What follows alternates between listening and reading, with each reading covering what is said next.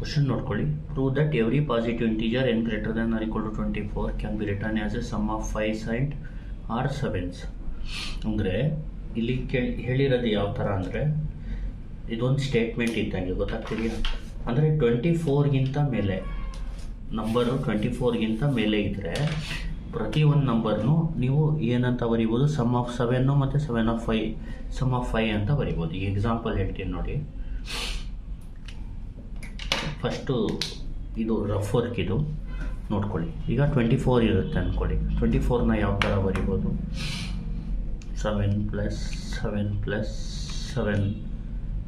ನೀವು ನೋಡಿ, ಇದು 3 ಹೊಡೆದ್ರೆ 21 ಬಂದ್ಬಿಡುತ್ತೆ. 24 ಮಾಡಬೇಕಂದ್ರೆ +3 ಮಾಡಬೇಕು. ಅದಕ್ಕೆ 2 7 2 5 ಮಾಡ್ಕೊಳ್ಳಿ. ಅಂದರೆ ಬರೀ ಸಮ್ ಮಾಡಿದಾಗ 7 ಮತ್ತು 5ನೇ ಇರಬೇಕು, ಆ ಥರ ಮಾಡ್ಕೋಬೇಕು. ಈಗ 25ನ ಯಾವ ಥರ ಮಾಡೋದು ನೋಡಿ. ಈಗ ನೋಡಿ, ಈಗ 7 + 7 14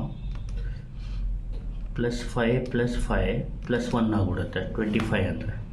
ಗೊತ್ತಾಗ್ತಿದೆ? 25 ಅಂದರೆ 2 7 2 5 1 1 ಆಗುತ್ತೆ. ನಮ್ಗೆ ಬೇಕಾಗಿರೋದು ಬರೀ 5 ಇರಬೇಕು, ಬರೀ 7 ಇರಬೇಕು. ಅವಾಗ ಏನು ಮಾಡ್ಬೋದು ಅಂದರೆ, ನೀವು ಈ 7 + 7 ಅಂದರೆ 14 ಅಲ್ವಾ? 14 + 1 ಅಂದರೆ 15. ನೋಡಿ, 7 + 7 5 + 5 +1. ಈಗೇನು ಮಾಡಬೇಕು? ಈ 2 7 ತೆಗೆದ್ಬಿಡಿ. 7 + 7 14, 14 + 1 15 ಆಗುತ್ತೆ. ಈ 7 + 7 + 1ನ ನೀವೇನು ಮಾಡಿ 5 + 5 + 5 ಅಂತ ಬರ್ಕೊಳ್ಳಿ. ಅಂದರೆ 15 ತೆಗೆದ್ಬಿಟ್ಟು 3 5, ಉಳಿದಿದ್ದೇನು 5 + 5. ಇಲ್ಲಿ ಹೇಳ್ತಾ ಇರೋದು ಪ್ರತಿಯೊಂದು ನಂಬರ್ನು ನಾವು ಯಾವ ಥರ ಬರಿಬೋದು? Sum of 5 or sum of 7 or by both. ಬರೀ 7 ಇರಬೇಕು, ಇಲ್ಲಾಂದರೆ ಬರೀ 5 ಇರಬೇಕು, ಅಥವಾ 7 ಮತ್ತು 5ನೇ ಇರಬೇಕು ಆ್ಯಡ್ ಮಾಡಿದಾಗ. ಈಗ ಎಕ್ಸಾಂಪಲ್ 26ಗೆ ನೋಡ್ಕೊಳ್ಳಿ. ಈಗ 7 + 7 + 7 ಅಂದರೆ ಎಷ್ಟು? 21 + 5 26 ಆಗುತ್ತೆ. ಆ ಥರ ಎಲ್ಲ numbers greater than or equal to 21 ಅಂದರೆ 24ಗಿಂತ ಮೇಲೆ ಇರೋ ಎಲ್ಲ ನಂಬರ್ಗೂ ನಾವು ಸಮ್ ಆಫ್ 7ಅಲ್ಲಿ ಮತ್ತು 7 ಮತ್ತು 5ಲಿ ನಂಬರ್ಸಲ್ಲಿ ಬರಿಬೋದು ಅಂತ. ಆ್ಯಡ್ ಮಾಡಿದ್ರೆ ಬರುತ್ತೆ ಅಂತ. ಈಗ ಇದನ್ನ ಪ್ರೂವ್ ಮಾಡೋದು ಯಾವ ಥರ ಮ್ಯಾಥಮೆಟಿಕಲ್ ಇಂಡಕ್ಷನಲ್ಲಿ ಅಂದರೆ ನೋಡಿ, P(n). ಫಸ್ಟ್ ಏನು ಮಾಡಬೇಕು? ಸ್ಟೇಟ್ಮೆಂಟ್ ಬರ್ಕೊಳ್ಳೋಣ. n can be return as, ಇದೇನು ಬರೆಯೋದು ಬೇಕಾಗಿಲ್ಲ, ರಫ್ ವರ್ಕ್ ಇದು, as a sum of 5s and or ಅಂದರೆ ಅಥವಾ 5ಸಲ್ಲಿ ಬರಿಬೋದು, ಅಥವಾ ಜೊತೆಗೆ 7ಸಲ್ಲೂ ಬರಿಬೋದು, ಅಥವಾ ಬರೀ 5ಲೂ ಬರಿಬೋದು, ಅಥವಾ 7ನಲ್ಲೂ ಬರಿಬೋದು ಅಂತ ಇದರ ಅರ್ಥ. 5s ಆ್ಯಂಡ್ 7s, ಅಥವಾ 5s ಅಥವಾ 7s ಅಂತ. For n greater than or equal to 24. ಇದು ಒಂದು ಸ್ಟೇಟ್ಮೆಂಟು. ನಾವು ಫಸ್ಟ್ ಏನು ಮಾಡಬೇಕು? ಇನಿಷಿಯಲ್ ನಂಬರ್ಗೆ ಟ್ರೂ ಇದೆಯಾ ನೋಡ್ಕೋಬೇಕು. ಇಲ್ಲಿ n greater than or equal to 24 ಅಂದರೆ ಇನಿಷಿಯಲ್ ನಂಬರ್ 24, P(24) ಫೈಂಡ್ ಮಾಡೋಣ. ಇದು ಟ್ರೂ ಇದೆಯಾ ನೋಡಬೇಕು. ನೋಡಿ, 24 ಈಸ್ ಈಕ್ವಲ್ ಟು 24ನ ಯಾವ ಥರ ಬರಿಬೋದು? 7 + 7 + 5 + 5. ಅಂದರೆ ನೀವು 24 can be return as sum of 5s and 7s. ಅರ್ಥ ಆಗ್ತಿದೆಯಾ? Therefore P(24) is true ಅಂತ ಬರೆದ್ಬಿಡಿ. ಈಗ next let P(n) is true for n is equal to k. ಈಗ ಅಸ್ಯೂಮ್ ಮಾಡ್ಕೋಬೇಕು P(n) ಟ್ರೂ ಇದೆ for n is equal to k, where k is greater than or equal to 24 ಅಂತ. ಗೊತ್ತಾಗ್ತಿದೆಯಾ? Assume ಮಾಡಿಕೊಂಡ್ರೆ ಅಂದರೆ P(n) is true for n is equal to k ಅಂತ assume ಮಾಡಬೇಕು. First step initial ನಂಬರ್ಗೆ true ಇದೆಯಾ ಅಂತ check ಮಾಡಬೇಕು. ಟ್ರೂ ಇದೆ. ನೆಕ್ಸ್ಟ್ ಅಸ್ಯೂಮ್ ಮಾಡಬೇಕು P(k) is true ಅಂತ. ಇಲ್ಲಿ P(k) ಟ್ರೂ ಅಂದರೆ P(n) is true for n is equal to k ಅಂತ. For k greater than or equal to 24 ಅಂದರೆ ಅರ್ಥ ಏನು? k can be return as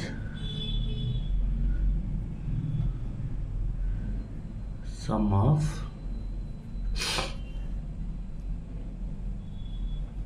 5s and R sevens for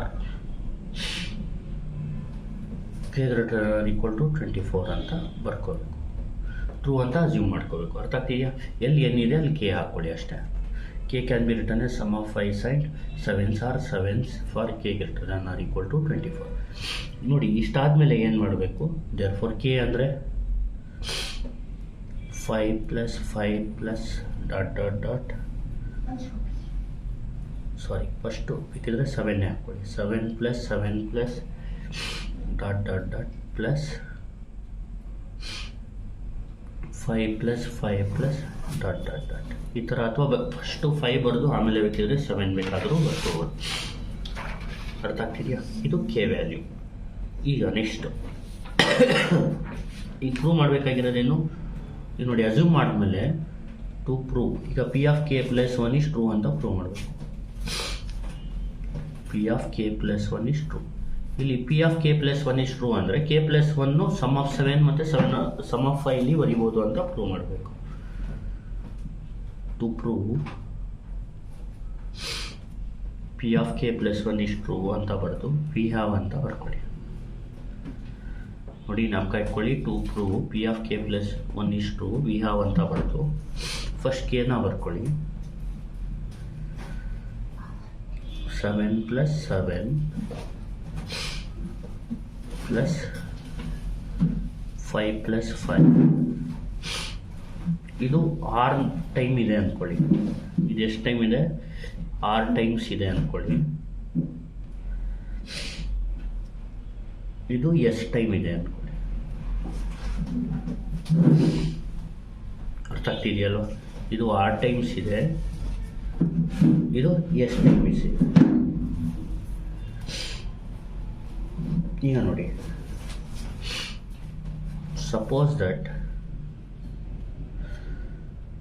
suppose this representation of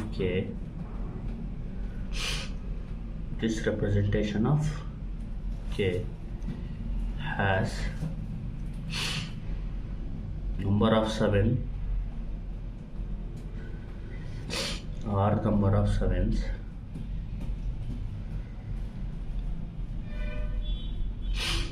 and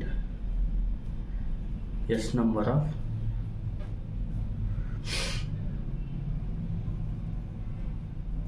fives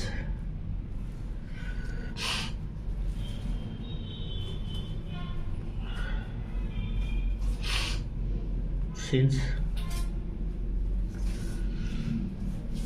k is greater than or equal to 24,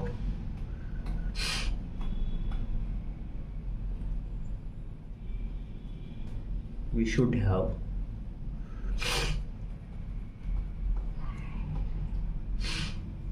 r greater than or equal to 2 and s is greater than or equal to 2. ಇಲ್ಲಿ ನೋಡಿ, ಇದು ನೋಡಿ, ಇದು ಎಕ್ಸಾಮಲ್ಲಿ ಇದು ಬರೆಯೋಕ್ಕೆ ಹೋಗ್ಬಿಡಿ. ಇದು ಬ್ರ್ಯಾಕೆಟಲ್ಲಿ ಹಾಕಿರ್ತೀನಿ, ಇದನ್ನ ಬರೆಯೋಕ್ಕೆ ಹೋಗ್ಬಿಡಿ. ಅರ್ಥ ಆಗ್ತಿದೆಯಾ? ಇಲ್ಲೇನು ಮಾಡಬೇಕು? Suppose this representation of k has R number of 7s. R number of 7s ಅಂದರೆ 7s 6 ನಂಬರ್ಸ್ ಇರುತ್ತೆ. 5 ನಂಬರ್ಸು 6 ನಂಬರ್ಸ್. ಈಗ 5 ನಂಬರ್ಸ್ ಅಂದರೆ 7 + 7 + 7 + 7 ಆ ಥರ. 6 ನಂಬರ್ಸ್ ಅಂದರೆ 7 + 7 + 7 6 ಟೈಮ್ ಆ ಥರ. ಎಸ್ ನಂಬರ್ ಆಫ್ 5, ಈಗ ಎಸ್ ಟೈಮ್ಸ್ ಆಫ್ 5 ಅಂದರೆ, ಈಗ ಎಕ್ಸಾಂಪಲ್ 3 ಟೈಮ್ಸ್ ಅಂದರೆ ಎಸ್ಸು 5 + 5 + 5 ಆ ಥರ ಇದೆ ಅಂದ್ಕೊಳ್ಳಿ. K value suppose this represent of k has R number of 7s, s number of 5s. ಈಗ ಕೆ ಏನು should be greater than or equal to 24 ಅಂತ ಹೇಳಿದ್ದಾರೆ. ಇನಿಷಿಯಲೇ 24 ಅಂದರೆ ಮಿನಿಮಮ್ ಎಷ್ಟಿರಬೇಕು? R should be greater than or equal to 7 and s greater than or equal to 2 ಇರಬೇಕು ಅಂತ ಗೊತ್ತಾಗುತ್ತೆ. ಅರ್ಥ ಆಗ್ತಿದೆಯಾ? ಅಂದರೆ r greater than or equal to 2 ಇರಬೇಕು, S greater than or equal to 2 ಇರಬೇಕು ಅಂತ ಗೊತ್ತಾಗ್ತಿದೆಯಾ? ಈಗ ನೆಕ್ಸ್ಟು, ಈಗ ಕೆ + 1ನ ಫೈಂಡ್ ಮಾಡ್ತೀರಾ ಅಂದ್ಕೊಳ್ಳಿ. ಕೆ + 1 ಈಸ್ ಈಕ್ವಲ್ ಟು, ಈಗ ನೋಡಿ ಫಸ್ಟ್ ಇದು ಬರ್ಕೊಳ್ಳಿ.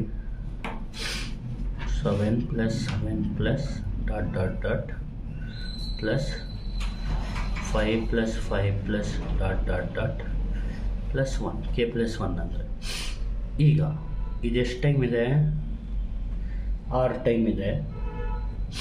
ಇದು ಬರೀರಿ ಅಂದರೆ ಇದು ಬರೆಯೋಕ್ಕೆ ಹೋಗ್ಬೇಡಿ, ಅರ್ಥ ಆಗ್ತಿದೆಯಾ? ಇದು 6 ಟೈಮ್ ಇದೆ, ಎಷ್ಟು ಟೈಮ್ ಇದೆ, ಅರ್ಥ ಆಗ್ತಿದೆಯಾ? ಈಗ ಈ ಎರಡನ್ನ ನಾವು ತೆಗೆದ್ಬಿಡೋಣ. ಇದರಲ್ಲಿ 2 ತೆಗೆದ್ಬಿಟ್ರೆ ನಂಬರ್ಸ್, ಈಗ ಎಕ್ಸಾಂಪಲ್ 7 ಬಂದು 10 ಇರುತ್ತೆ ಅಂದ್ಕೊಳ್ಳಿ. ಅವಾಗ 7 ಬಂದು 2 ತೆಗೆದ್ಬಿಡಿ ಇದರಲ್ಲಿ. ಅವಾಗ 2 ತೊಗೊಂಡ್ರೆ ಇಲ್ಲಿ 6 ಟೈಮ್ ಇರೋದು ಏನಾಗುತ್ತೆ, 6 - 2 ಟೈಮ್ಸ್ ಆಗುತ್ತೆ. ಅಂದರೆ ಈಗ 10 ಟೈಮ್ ಇದ್ದರೆ 2 7 ತೆಗೆದ್ಬಿಟ್ರೆ 8 ಟೈಮ್ ಆಗುತ್ತೆ. ಪ್ಲಸ್ ಇದಂಗೆ ಇರಲಿ, 5 plus 5 ಪ್ಲಸ್ ಇದು ಎಷ್ಟು ಟೈಮು, ಈಗ 2 ಟೈಮ್ ತೆಗೆದಿದ್ದೀರಲ್ಲ ಅದನ್ನ ಇಲ್ಲಿ ಬರ್ಕೊಳ್ಳಿ. 7 plus 7 ಇನ್ನೊಂದು ಉಳಿದ್ಯಾವುದು +1, ಅರ್ಥ ಆಗ್ತಿದೆಯಾ? ಈ 2 ಟೈಮ್ ತೆಗೆದಿರೋದನ್ನ ಇಲ್ಲಿ ಆ್ಯಡ್ ಮಾಡ್ಕೊಳ್ಳಿ. 7 plus 7 +1. ಈಗ ನೋಡಿ 7 plus 7 14, 14 plus 1 15 ಆಗುತ್ತೆ. ಇದೇನಾಗುತ್ತೆ 7 plus 7 plus dot dot dot. ಇದು ಟೋಟಲ್ ಎಷ್ಟು ಟೈಮ್ ಇದೆ, 6 - 2 ಟೈಮ್ಸ್ ಇದೆ. ಪ್ಲಸ್ ಈಗ ನೋಡಿ 7 plus 7 14, 14 plus 1 15, 15ನ 5 5 5 ಅಂತ 3 ಟೈಮ್ ಬರಿಬೋದು. ಆವಾಗ ಇದು ಇಲ್ಲಿ ಎಷ್ಟಿರುತ್ತೆ, ಇನ್ನೊಂದು 3 ಟೈಮ್ ಜಾಸ್ತಿ ಆಗಿ ಬಂದ್ಬಿಡುತ್ತೆ. 5 plus 5 dot dot dot ಎಷ್ಟು ಬರುತ್ತೆ, ಎಸ್ ಪ್ಲಸ್ 3 ಟರ್ಮ್ಸ್ ಬರುತ್ತೆ. ಅಂದರೆ k plus 1ನ ನಾವು 7 ಮತ್ತು 5 ಸಲ ಬರಿಬೋದು ಅಂತ ಗೊತ್ತಾಗುತ್ತೆ. ಲಾಸ್ಟಲ್ಲಿ ಏನು ಸೆಂಟೆನ್ಸ್ ಬರ್ಬಿಡಿ ಅಂದರೆ, ದಿಸ್ ಶೋಸ್ ದಟ್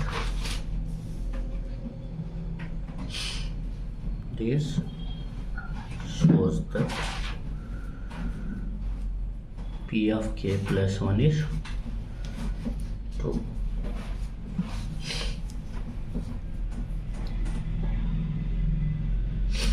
ಗೊತ್ತಾಗ್ತಿದೆಯಲ್ವಾ? thus ಅಥವಾ hence by mathematical induction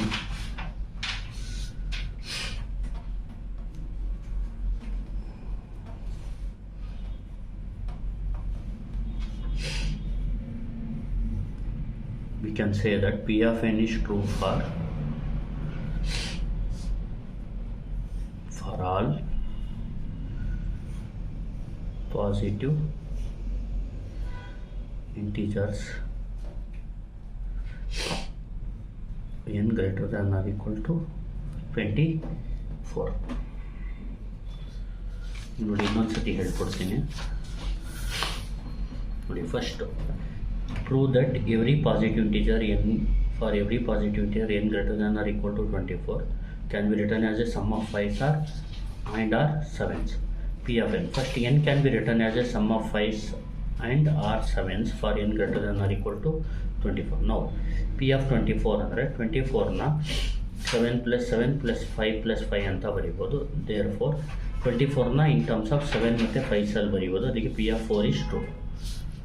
next assume ಮಾಡ್ಕೋಬೇಕು, let P of n is true for n is equal to k ಅಂತ ಅಸ್ಯೂಮ್ ಮಾಡ್ಕೋಬೇಕು. Where k greater than or equal to 24, that is k can be written as sum of, ಇಲ್ಲಿ ಬೇಕಿದ್ರೆ that is ಅಂತ k can be written as sum of 5s and or 7s for k greater than or equal to 24. therefore k is equal to ಅಂತ ಬರ್ಕೊಳ್ಳಿ, 7 plus 7 plus dot dot dot plus 5 plus 5 plus dot dot. ಈಗ to prove P of k plus 1 is true, we have ಅಂತ ಬರೆದು k ಬರ್ಕೊಳ್ಳಿ, 7 plus 7 plus 7, 5 plus 5 plus 5. ಇದು ಬರೆಯೋಕ್ಕೆ ಹೋಗಬೇಡಿ. suppose this representation of k has r number of 7s and s number of 7s. Since k greater than or equal to 24, we should have r is greater than or equal to 2 and s greater than or equal to 2 ಇರಬೇಕು ಅಂತ. k plus 1 ಏನಾಗುತ್ತೆ, ಇಲ್ಲಿ ಈ sentence ಬರ್ಬಿಟ್ಟು ಡೈರೆಕ್ಟಾಗಿ 7 plus 7, ಇದು ಏನಾದರೂ ಬರೆಯೋಕ್ಕೆ ಬರಲಿಲ್ಲ ಅಂದರೆ ಇದಾದಮೇಲೆ ಇದು ಡೈರೆಕ್ಟಾಗಿ ಬರೀರಿ, ತಲೆ ಕೆಡಿಸ್ಕೋಬೇಡಿ.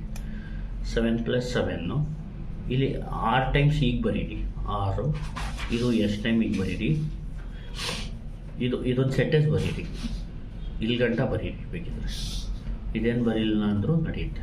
ವಿ ಶುಡ್ ಹ್ಯಾವ್ ಅಂತ ಅರ್ಥ ಆಯ್ತಲ್ವ. k+1 ಬರೆದು ಇದು ಇಲ್ಲಿ ಬರೆಯೋಕ್ಕೆ ಹೋಗ್ಬೇಡಿ, ಇನ್ನು 6 ಟೈಮ್ಸ್ ಅಂತ ಇಲ್ಲಿ ಬರೀರಿ. 7 + 7 6 ಟೈಮ್ಸು, ಇಲ್ಲಿ ಎಷ್ಟು ಟೈಮ್ಸ್ +1. ಈಗ ಈ 6 ಟೈಮ್ ಇದೆಯಲ್ಲ, ಇಲ್ಲಿ ಈ 2 7ನ ಈ ಥರ ಸಪ್ರೇಟ್ ಬರ್ಕೊಡಿ. 2 ಟರ್ಮ್ ತೆಗಿತಾ ಇರೋದ್ರಿಂದ ಈ 6 ಟೈಮ್ಸ್ ಇರೋದು 7ನ r - 2 ಟೈಮ್ಸ್. ಈಗ 10 ಟೈಮ್ಸ್ ಇಲ್ಲಿ 7 ಆ್ಯಡ್ ಆಗ್ತಾ ಇದೆ ಅಂದರೆ 2 ಟೈಮ್ಸ್ ತೆಗೆದ್ಬಿಟ್ರೆ ಈ ಥರ 8 ಟೈಮ್ಸ್ ಬರುತ್ತೆ. That is r - 2. ಇದು ಎಸ್ ಹಂಗೆ ಇರಲಿ. ಈಗ ನೋಡಿ 7 + 7 14, 14 + 1 15, 15 ಅಂದರೆ 3 5ನ ಆ್ಯಡ್ ಮಾಡ್ಬೋದು ಇದಕ್ಕೆ. ಈಗ ಎಷ್ಟು ಟೈಮ್ ಇರೋದು 3 5 ಇದ್ರ ಜೊತೆಗೆ ಸೇರಿಬಿಟ್ರೆ 5 + 5 + 5. ಈಗ ಎಕ್ಸಾಂಪಲ್ 15 ಟೈಮ್ಸ್ ಇದೆ ಅಂದ್ಕೊಳ್ಳಿ, 5 + 5 + 5 3 ಟೈಮ್ಸ್ ಸೇರಿಕೊಂಡ್ರೆ 15 + 3 ಆಗುತ್ತೆ. ದಟ್ ಈಸ್ s + 3 ಆಗುತ್ತೆ. ಅರ್ಥ ಆಗ್ತಿದೆಯಾ? ಅಂದರೆ k+1 ಏನು ಗೊತ್ತಾಯಿತು, ಇನ್ ಟರ್ಮ್ಸ್ ಆಫ್ 7 ಮತ್ತು ಇನ್ ಟರ್ಮ್ಸ್ ಆಫ್ 5 ಬರಿಬೋದು ಅಂತ ಗೊತ್ತಾಗ್ತದೆ. ಸಮೇಷನ್ ಆಫ್ 7 ಮತ್ತು 5 ಬರಿಬೋದು ಅಂತ ಗೊತ್ತಾಗುತ್ತೆ. This shows that p of k+1 is 2. ಯಾಕಂದರೆ k+1 is written can be written as sum of 7 and 5 ಅಂತ ಬರೀರಿ. ನಾನು ಹೆಂಗೆ ಬರ್ದಿದ್ದೀನಿ ಬರೀರಿ, ತಲೆಗೆಡಿಸ್ಕೊಬಿಡಿ. Hence by mathematical induction p of n is true for all positive integer n greater than or equal to 24 ಅಂತ ಹೇಳ್ಬಿಡಿ ಅಷ್ಟೇ. Thank you. Please like, share and subscribe.